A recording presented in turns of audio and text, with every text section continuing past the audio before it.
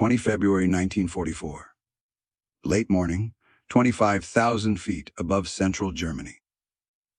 Lieutenant Karl Weber of Jagdgeschwader 11 nudges his Bf-109's throttle forward and watches the contrails ahead thicken into a solid white river. Another American raid. Hundreds of B-17s, glinting in the winter sun, droning eastward on a course that points straight into the heart of the Reich. In his headphones, the controller's voice is matter-of-fact. Escorts reported. Thunderbolts, maybe lightnings. It doesn't worry him. For months, Weber and his comrades have lived by one simple rule: wait for the escorts to go home. The Americans always do. Their fighters run out of fuel long before the bombers reach the real targets. The Luftwaffe has learned to fight on that clock. Weber checks his watch, calculates distance to the frontier, altitude, fuel. The timing looks familiar. Any minute now, the P-47s will peel away, turn west, and then the real work will begin. He rolls into position for the first head-on pass, and then sees them. Sleek, unfamiliar shapes. Not thunderbolts, not lightnings, riding tight on the bomber's flanks. And above, tiny specks detach from high cover and grow, fast, into unmistakable fighters, diving with terrifying speed and discipline. They are still here, deep over Germany, far beyond where any escort should be. In the next few seconds, the hunters will become the hunted. On this day, that rule dies, and with it, the Luftwaffe's last real chance to win the sky. How did an American fighter nobody feared become the machine that could follow them all the way home, even to Berlin? To answer that, we have to rewind the war in the air. For the men in those cockpits, what happened over Germany in early 1944 felt sudden, like a trap springing shut. In reality, it was the result of a slow, brutal equation finally being rewritten. From the moment the United States committed to the air war over Europe, its doctrine was clear: daylight precision bombing. American planners believed that tight formations of heavily armed B-17s and B-24s could batter Germany's war machine by day, hitting factories, oil plants, and rail yards with a level of accuracy the RAF's night raiders could not match. But there was a catch. Flying Fortress was never truly self-defending.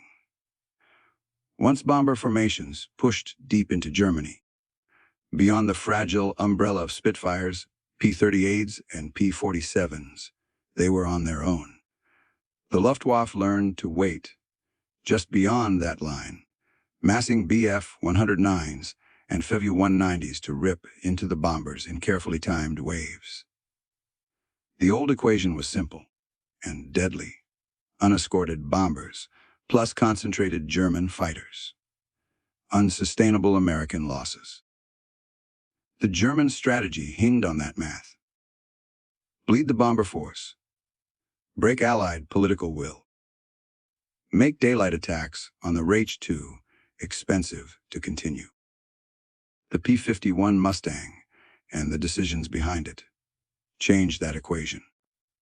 Give those bombers a fighter that could go to Berlin and back. Combine a British Merlin engine with an efficient American airframe. Pack in fuel and hang drop tanks under the wings, and then build it by the thousand. The new equation was just as simple, but this time it favored the Allies. Long-range escorts, the German fuel shortages, and thinly trained pilots. Accelerating Luftwaffe losses, collapsing experience, and skies the Reich could no longer truly contest. How that impossible fighter came to exist and how it was used is the story behind that moment when German pilots realized they could not win the sky. By 1943, the 8th Air Force in England was no longer an experiment. It was a hammer, and Washington expected it to smash the German war economy in broad daylight. Convoys of B-17s and B-24s droned out over the North Sea, bristling with 50 caliber guns. Their crews told that tight formations and defensive fire would see them through. In the early stages, raids on France and the Low Countries seemed to support that belief, especially when covered by RAF Spitfires and the new P-47 Thunderbolts. But there was always a line on the map. Spitfires, with their small fuel tanks, could not go far into the continent. The big, radial-engined P-47s pushed the escort radius deeper, but even they had to turn back long before the bombers reached targets in central and southern Germany. Beyond that invisible circle, the formations were alone. The Luftwaffe adapted quickly. Controllers tracked the raids, and fighter Gruppen in Bf-109s and an F-190s climbed to rendezvous just outside the Allied fighter range. They called it the escort gap. One German pilot would later admit that the moment the P-47s wheeled west was almost a relief. Now, he said, the real work could begin. That work bore terrible fruit. On the 17th of August 1943, during the Schweinfurt-Regensburg mission, roughly 60 of 376 bombers were shot down. 2 months later, on the second Schweinfurt raid, about 77 of 291 failed to return. Hundreds more limped home riddled with holes, engines dead, crews killed or maimed. This was not the romantic duel of single fighters in clear blue skies. It was head-on passes into walls of machine gun fire, vertical slashing attacks, and cold mathematics. By late 1943, Allied planners faced an unforgiving choice. Accept that daylight bombing deep into Germany was impossible, or find a fighter that could cross that fatal line and stay with the bombers all the way. That answer would come from an aircraft few in the USAF had ever expected to rely on. The Mustang story doesn't begin over Germany. It begins in 1940, with Britain on the edge of defeat. That year, the British Purchasing Commission came to California with a simple request for North American aviation. Build Curtiss P-40s under license. Britain needed fighters, fast, and the P-40 was already in production. James Dutch Kindleberger and his team at NAA made a counter-offer. Instead of tooling up for an older design, they would create a brand new fighter.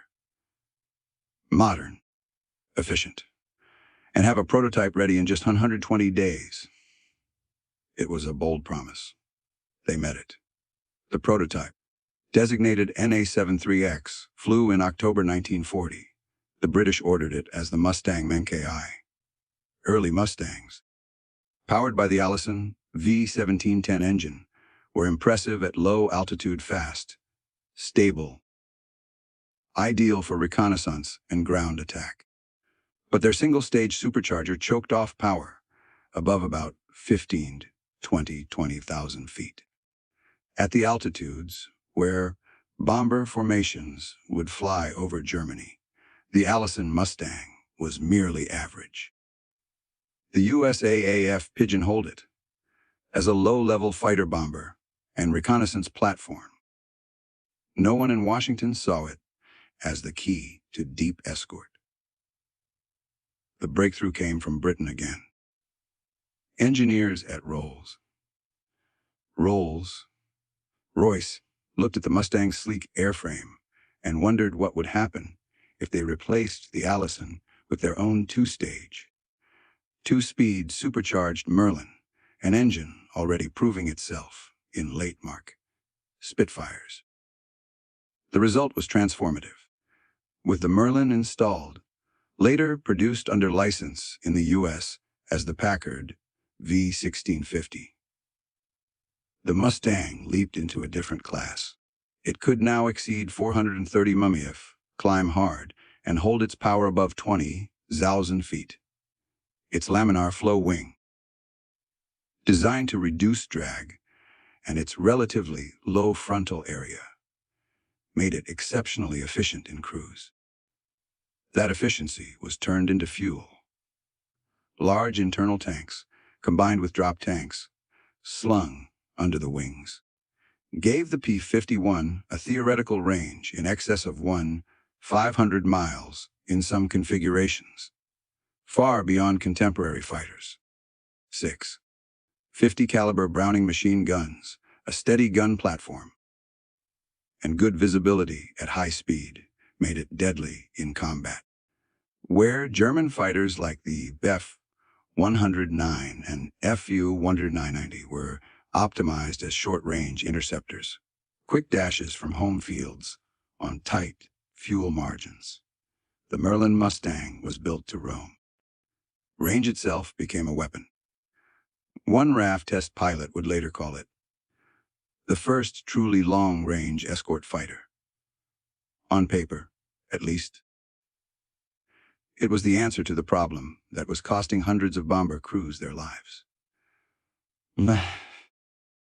The question, now, was whether it could be fielded in time and used with the ruthlessness the situation demanded. By the autumn of 1943, the first Merlin-powered Mustangs were crossing the Atlantic in crates. Unpacked, reassembled, and test-flown from muddy English airfields. They went first to the 354th Fighter Group, the Pioneer Mustang Group, nominally part of the 9th Air Force, but quickly loaned to the 8th for long-range escort. Soon, established 8th Air Force units like the 4th and the new 357th Fighter Group began trading in their P-47s for the sleek new P-51B and C. For many American pilots, the first flight was a revelation. After the heavy, high-altitude P-47, the Mustang felt like a sports car. Crisp, roll, strong climb, astonishing legs. But it had its quirks. The liquid-cooled Merlin did not forgive battle damage the way a big radial might. A single hit in the coolant system, a punctured belly radiator, and the pilot had minutes before the engine seized. In steep, high-speed dives, the controls stiffened dangerously with compressibility.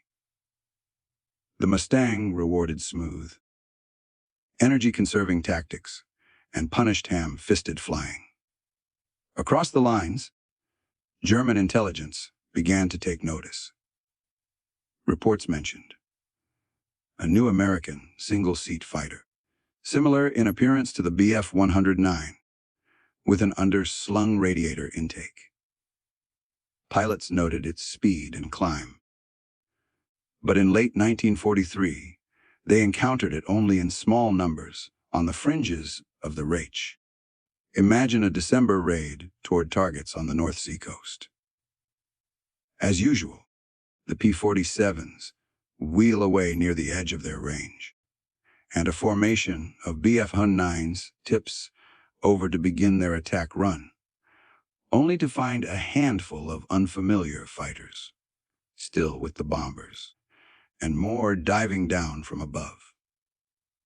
The Germans are surprised by how long these newcomers linger, but they write it off as a curiosity.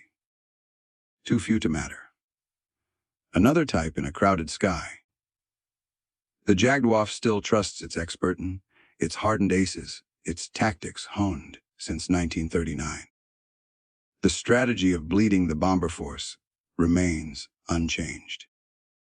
They do not yet realize that this new type with an underslung radiator is about to make that entire strategy impossible. By early 1944, the 8th Air Force had a new commander and a new philosophy. Lieutenant General Jimmy Doolittle took over in January. He understood that the American bomber offensive was approaching a breaking point. To win, it would not be enough to hit factories. The USAAF had to break the German fighter force itself. The opening move was Operation Argument, Big Week, from 20 to 25 of February 1944. For 6 days, the 8th in England and the 15th in Italy hurled thousands of bombers and fought against the German aircraft industry. Regensburg, Schweinfurt, Gotha, Leipzig, and a dozen other names etched into aircrew memory. This was the first time the Mustang appeared in real strength, flying alongside P-47s and P-38s. Now we can return to that frozen moment over central Germany. Lieutenant Weber and his swarm roll in for their attack on the B-17s, relying on the old script. 1 or 2 passes, then climb away through the escort gap before fuel and American fighters catch up. But as they dive, P-51s erupt from high cover. Mustangs that have been loitering above the formation, waiting for the interceptors to commit. At the same time, more P-51s slide out from the bomber stream itself, turning head-on dives into deadly crossing shots. Weber's practiced routine, dive, fire, climb, collides with a new reality. The gap is gone.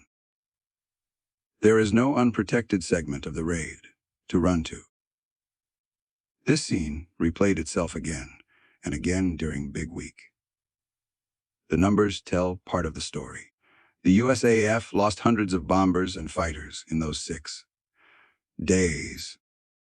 But German fighter losses were catastrophic. Hundreds of aircraft destroyed or damaged, many of them with irreplaceable veteran pilots at the controls. And because the Mustangs could follow the bombers deep into Germany, engagements took place not just at the borders, but over assembly plants, over rail yards, even near Luftwaffe bases themselves. One German pilot wrote after February, "The new American fighters are everywhere. There is no time when the bombers are without them." A staff report complained that escorts were now appearing over targets previously considered beyond their reach. Then, on the 6th of March 1944, came the mission that made the psychological shift unmistakable. The first major daylight raid on Berlin. For the Americans, it was a statement, proof that they could hit the Nazi capital in broad daylight and survive. For the Germans, it was something darker. As a Jagdgeschwader pilot taxied out through the late winter slush and lifted off to meet the intruders, he climbed into a sky already crisscrossed with contrails. Above the city, at altitude, the bombers were there, and so were the Mustangs, waiting. "We are being hunted in our own airspace," one flyer would later admit. Before Big Week, the Luftwaffe could choose when and where to fight, massing against exposed bombers at the edge of the escort line. After Big Week and Berlin, that choice was gone. The initiative had passed. The P-51's long reach meant the Allies could afford the fight trading losses for a broken enemy air force. The Jaguar could not. When Jimmy Doolittle took over the 8th Air Force, he didn't just bring new aircraft. He brought a new way of thinking. Up to early 1944, American fighters had been treated as bodyguards, tied tightly to the bomber formations, circling above and alongside, forbidden to stray too far for fear that the bombers would be left naked. It was a defensive posture, and the Luftwaffe had learned how to work around it. Doolittle's orders changed that overnight. He told his group commanders, in essence, the bombers are no longer your primary target. The German fighter force is. P-51s, P-47s, and P-38s were now to sweep ahead, above, and around the bomber streams, hunting down the Jaguar wherever it formed. The Mustang's range made this doctrine deadly. Mustang squadrons could range 100 miles in front of the bombers, catching German units as they climbed to rendezvous. Others would orbit over known Luftwaffe fields, bouncing fighters as they took off or as they turned onto final approach, heavy with fuel and ammunition. When the bomber stream turned for home, P-51s did not simply escort them back to England. They dropped to low-level, strafing airfields, smashing parked aircraft, tearing up trains, fuel depots, and convoys. Every sortie became an opportunity to take another bite out of Germany's shrinking air arm. By mid-1944, the mathematics reflected this shift. USAF fighter claims over Europe far outstripped their own losses. Many P-51 groups posted kill ratios of 4 to 1 or better, and some did far higher, especially against the thinly trained youngsters rushed into combat with only a fraction of the pre-war flight hours. American pilots typically arrived in theater with hundreds of hours in their logbooks. German training, starved of fuel and time, had been cut from nearly a year to just a few months. The experten, who might have offset that imbalance, were being killed faster than Berlin could replace them. The contrast was stark old doctrine. Fighters as reactive escorts chained to the bombers. New doctrine. Fighters as executioners, systematically hunting the enemy's air force and its lifelines. After the war, Adolf Galland, who had commanded the Luftwaffe's fighter arm, would call the Mustang the best all-around fighter of the conflict, and admit that its range made continued defense of the Reich impossible. For the men in German cockpits, that judgment hadn't needed words. They had watched it play out, day after day, in the contrails above their own homeland. By the summer of 1944, the results of that new air war were written all over the map of Europe. On 6 June, D-Day, Allied aircraft flew thousands of sorties over Normandy. P-51s, alongside Spitfires, Thunderbolts, and Typhoons ranged over the beaches and far inland. When the Luftwaffe tried to intervene in strength, it was met, outnumbered, and driven off. Large-scale German daylight operations over the invasion front quickly became suicidal. The Jaguar could harass, but it could no longer dominate. Under the surface, the damage was even worse. Fuel shortages crippled German training. New pilots were being turned out with a fraction of the hours their predecessors had enjoyed. Mustangs and other Allied fighters exploited that weakness mercilessly, strafing airfields, catching aircraft in their dispersal bays, cutting up railway yards and road convoys. Operational reports from P-51 groups tell of single missions that left dozens of German aircraft burning on the ground.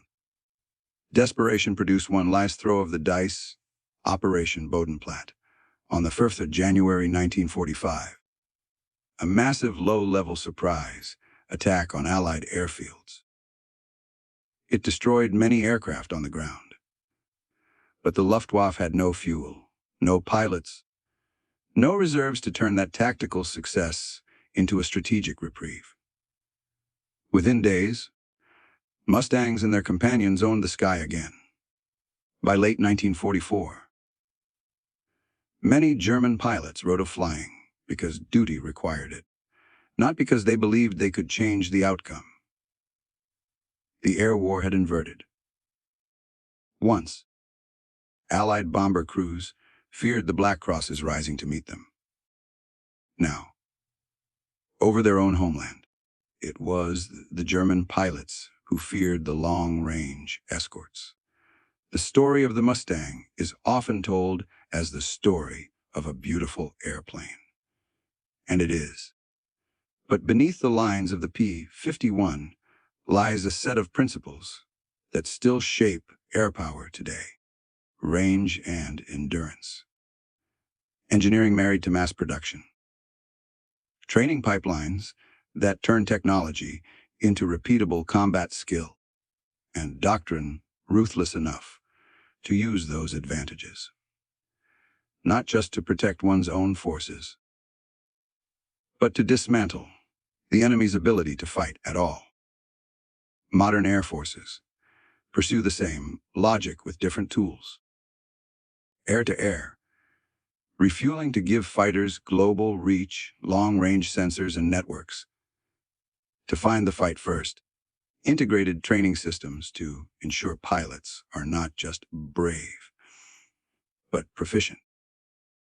The lesson of the Mustang is that these pieces only truly matter when they are brought together and used offensively to seize and hold the initiative. Imagine our German pilot, Weber, years later, leafing through an old logbook or a wartime diary. At some point, he would have written about that day in 1944, when the escorts did not turn back, when they followed the bombers deep into Germany, and then waited for the interceptors on the way home. For many in the Jagdwaffe, that was the day the outcome became clear. Adolf Galland would later say that when Mustangs appeared over Berlin, the war in the air was lost. In the end, the P-51 Mustang did more than escort bombers. It escorted an old way of war to its grave and proved that in the struggle for the sky, range, numbers, and doctrine can be every bit as decisive as courage and skill.